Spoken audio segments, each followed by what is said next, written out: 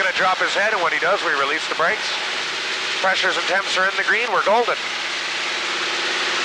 Little right crosswind, so we start out with some right aileron in there. Yeah.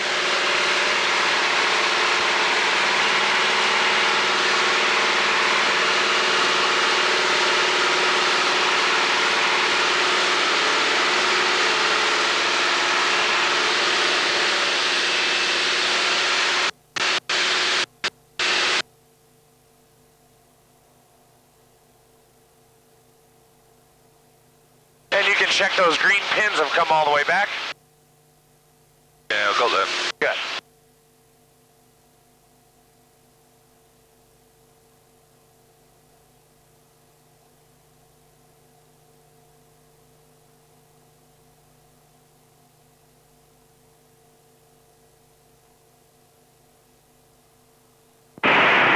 Tower 49258 is on base for 24. And 49258, clear touch and go. 58, clear touch and go. Down, Texan 1 in flight, frequency change. Frequency change approved for the Texan, see you in a little bit. I like that maneuver. You did or you didn't? I did. Yeah, flight checked in. 2's up. And I'm in your low 2.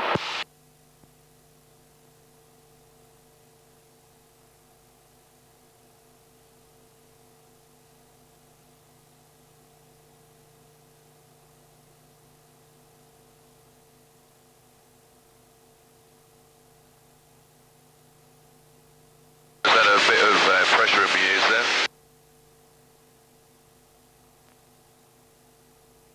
What was that, Andrew? And my ear pressure, I couldn't hear the engine properly, but it's all coming through loud now.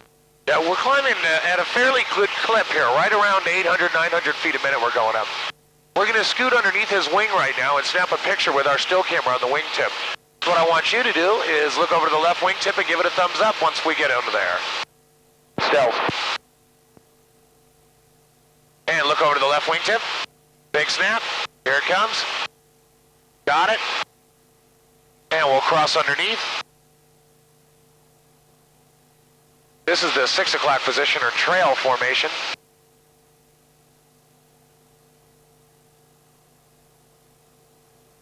This is a very step forward for the video. We'll come up here and see if we can wake Graham up. Our prop right now is supersonic, so it's putting off small supersonic shock waves that if we push it forward a bit, it'll go right through the bottom of his airplane and he'll feel it.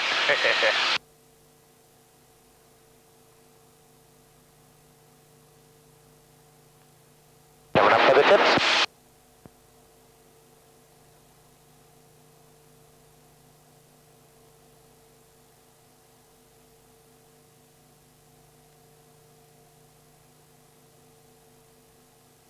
Now we just changed. I'm the leader, and he's number 2.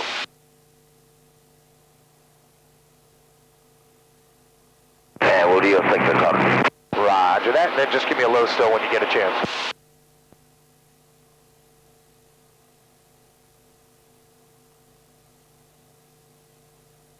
What really surprises me is how precise it all is. The formation flying is probably, I would say, the trickiest part of any flying I've ever done. Instrument flying, shooting approaches in when you can't see and you're flying on the gauges is very difficult, but not as tricky as formation flying. Really takes concentration. Okay. All right, here we go. Look at the left wingtip again. Got it. One more. Excellent.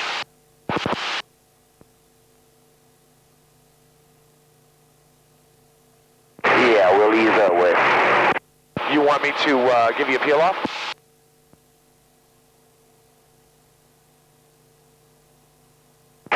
We'll just cruise that way. Roger that. We'll see you guys back on the ground.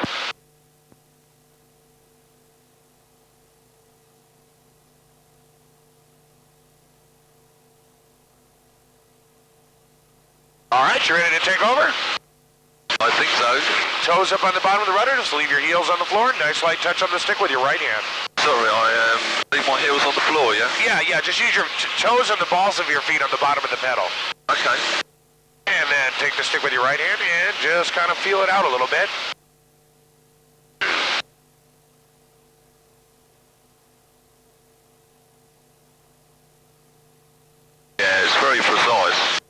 is. It was designed to train fighter pilots, so they wanted it to fly as much like a fighter as they could get it to. I'm trying to use the horizon as a point of contact. Exactly, yeah, just looking outside at the horizon to judge what your pitch angle is. Now, the airplane is trimmed to climb at 120. You see, if you don't add forward or aft pressure, it just sits right there at 120. Yeah. The best way I can describe trims is they work like a cruise control in a car. They don't fly for you, they just make it easier to do. Okay.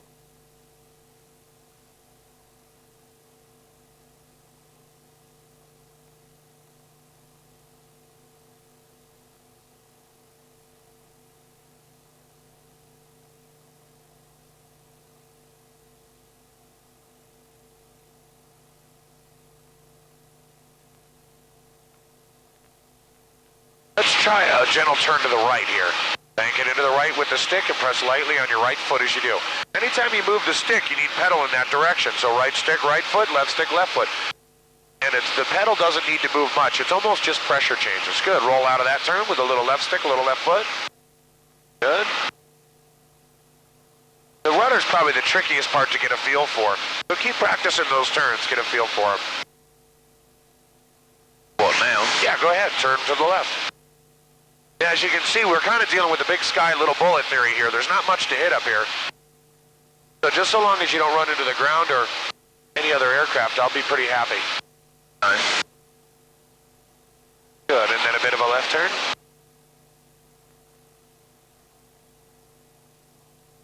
Now, probably the first thing you'll notice is to change your view in a computer, you have to either press a button or move a toggle or something.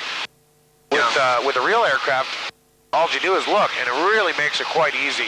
That's one of the things that makes it easier than a simulator. And actually make one to the left for me. They'll get us out of Orlando's airspace. Now, right now we're underneath Orlando International's airspace. They call it Class B airspace. We're not allowed to go in there without talking to them. Okay. Just keep coming to the left. Now, if you look on the ground, you can see all the farm fields and roads kind of make lines on the ground. We call them section lines. And you're just headed southwest now, so if you keep turning about another 20, 30 degrees left, you'll be headed south. That's the way we want to go. Right here, we're at 5,000 feet, so I'm just going to roll the trim forward. You'll feel the nose want to come down. Roll out of your turn. Good. And then just relax pressures, and you'll feel that nose want to come down. Just let it settle right down on the horizon.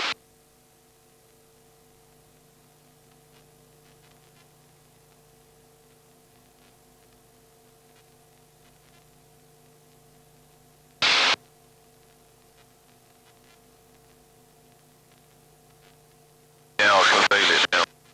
Just let that nose come down just a bit more. Do you feel like you're holding a bit of back pressure? Not now, I'm not. Okay. It's starting to level off. I'm looking for the level flight indicator. There isn't one. The one that's up there, that the attitude indicator, is caged out. That's why it's placarded inoperative. We don't use them at all. Just say the only thing you need to do is look outside. That'll tell you all the information you need. Just relax. It feels like you're holding a touch of back pressure. There you go. Good.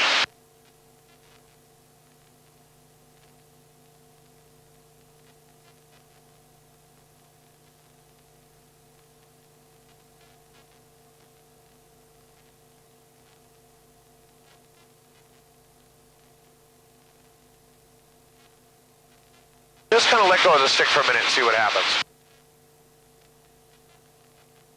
Not much of anything, huh? Yeah, pretty level. Yeah, it just kind of keeps going all on its own.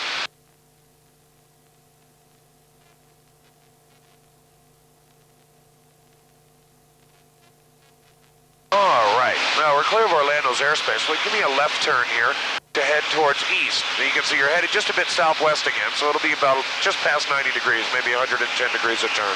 So bank in a little steeper this time. Good, a little more, keep it coming. And then add very gentle back pressure towards you, just lightly, and hold it in there. Not outside stick. Just relax, a little too hard on the stick. Just kind of bank into the turn, like that. Then neutralize the stick and add gentle back pressure. There's only one movement. Good. Roll out. Good. Very good. Try one to the right now. Bank it into the right, pressing lightly on your right foot as you add a little stick. Once you're there, kind of neutralize the stick and just add back pressure. Pull towards you gently. And just hold light back pressure on it. Hold it right there. Beautiful. Keep it in there. Hold that back pressure. And there you go. You got it. A little more. Perfect. Roll out on a heading of west. There it is. Very good job. Nice job with the rudder. How we doing? Not too bad, not too bad. Butterflies going away a bit? Yeah, I'm getting a bit more relaxed. All right. Let's do one more turn and then we'll try a gentle maneuver called a wing over. So give me a left turn, bank it into the left again. Very good. Smoothly add the back pressure. Try not to ever push forward quickly. You can ease the stick forward, but try not to even if you relax back pressure quickly, it'll unload and we'll feel negative G's, and they're very uncomfortable. Nice. Good, just like you're doing, keeping it coming right on around. And roll out on a heading of east, a little bit more. Just hold it in this bank angle for a moment. There you go, now roll your wings level. Excellent. All right, here we are, 6,000 feet, 152 miles an hour. Pulling 25 inches of manifold pressure, 1850 RPM. That's right on 300 horsepower.